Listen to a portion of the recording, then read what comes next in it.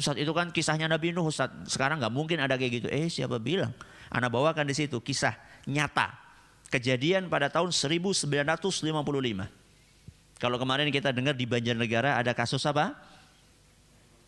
Ada kasus tanah longsor.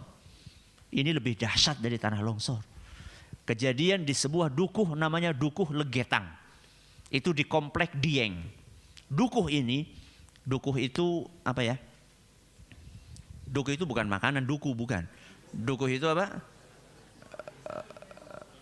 Bukan desa. Dukuh itu dusun. Dusun itu RW. Ya, RW. Jadi kampung kemudian dibagi-bagi lagi. Dukuh. Ya. Dukuh namanya dukuh apa tadi? Legetang. Dukuh ini ya terkenal sangat subur tanahnya. Sangat subur tanahnya. Sehingga penghasilan penduduknya luar biasa dari sayur-sayuran. Rata-rata mereka orang-orang yang kaya-kaya. Setiap tahun panen. Di tempat lain nggak panen, di situ panen. Di tempat lain panennya dikit, di situ banyak. Di tempat lain kualitasnya jelek, di situ baik. Itu dukuh, namanya Dukuh Legetang. Akan tetapi subhanallah, berbagai kucuran nikmat dari Allah tersebut tidak membuat mereka bersyukur kepada Allah.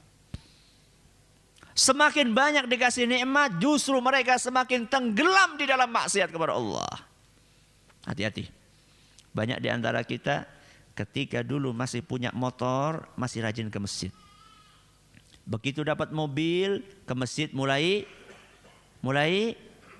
jarang. Ketika dapat kereta, nggak pernah ke masjid lagi. Ya, hati-hati. Orang-orang yang seperti itu, hati-hati. Makanya orang-orang Dukuh Legetang, ketika mereka mendapatkan nikmat dari Allah, bukannya semakin taat kepada Allah, semakin banyak maksiat. Yang namanya judi, perzinaan, bahkan sampai zina dengan ibu mereka sendiri. Na'udzubillahi min dzalik. Dan setiap malam selalu mereka nanggap lengger. Nanggap itu mengadakan. Ya, lengger itu kayak kuda lumping. Dan yang main itu cewek. Dan akhir-akhirnya zina. Setiap malam seperti itu. Setiap malam seperti itu. Sampai datang tanggal 17 April 1955. Berapa? 17 April 1955. Malam hari itu hujan lebat sekali. Petir sana sini, petir sana sini. Gak ada orang yang berani keluar dari rumah. Akan tetapi penduduk desa Legetang, dusun Legetang tetap berbuat maksiat. Tetap minum, tetap judi, tetap zina.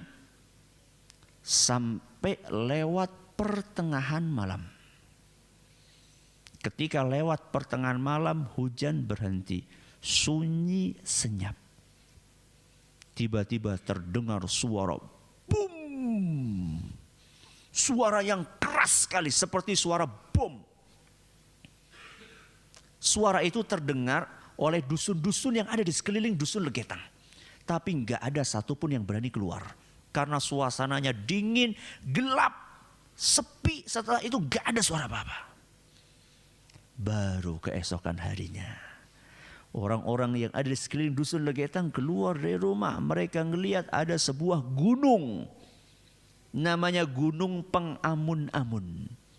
Ternyata gunung itu sudah separuh nggak ada. Separuhnya gunung nggak ada. Mereka, gunung hilang kemana ini? Gak ada separuh.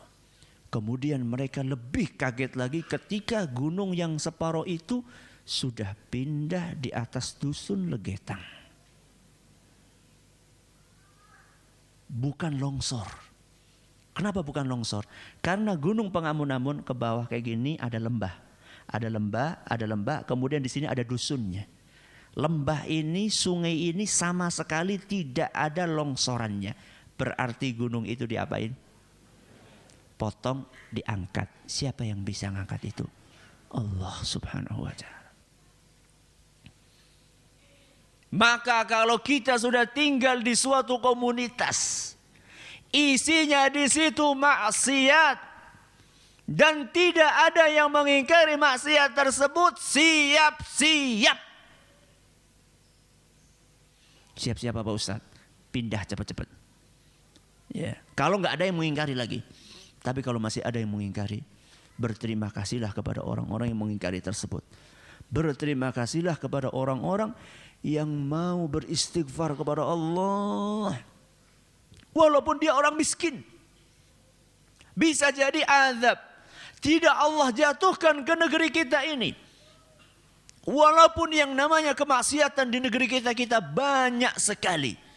Bukan hanya kemaksiatan, kemusyrikan, kekufuran di negeri kita. Mungkin Allah belum jatuhkan azab kepada negeri kita ini secara umum. Mungkin karena ada di antara hamba-hamba Allah yang masih duduk bersimpuh, beristighfar kepada Allah. Sehingga Allah belas kasihan kepada negeri kita.